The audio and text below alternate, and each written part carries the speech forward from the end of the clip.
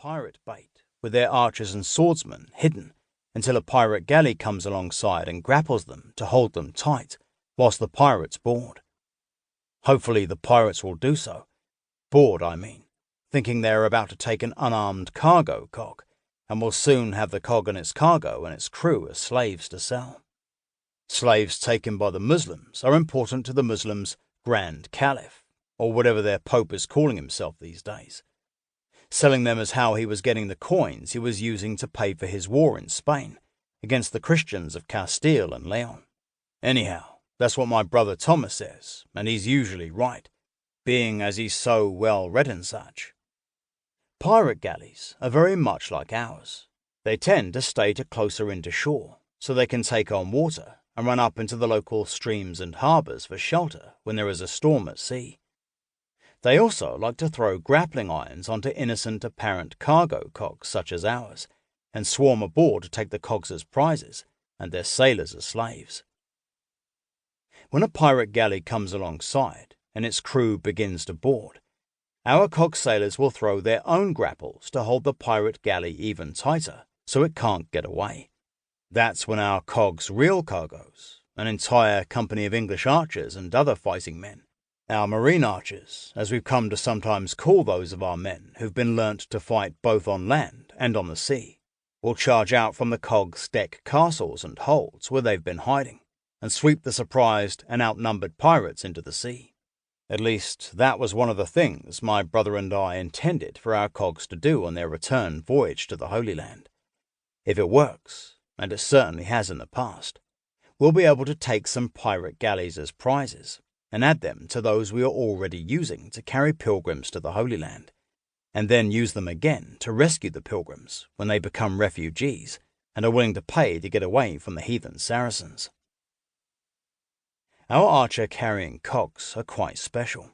There are a lot of galleys crewed by heathen pirates everywhere in the Mediterranean, and with a little luck, our pirate-taking cogs will attract some of them before we reach Palma. What Thomas and I haven't shared with any of our men is what I plan to have our galleys do after we reach Palma. It's a good plan, and will no doubt work perfectly, as all battle plans do in their makers' minds, until the fighting actually starts, and everything changes. I was sailing on my lucky galley, the big one with 44 oars on each side, that carried George and me and our coin chests safely all the way back to England. Harold is once again the galley's sergeant captain, and the master sergeant over all the sergeant captains commanding our galleys and cogs. He is by far the best galley captain we've got, even if he can't read or scribe.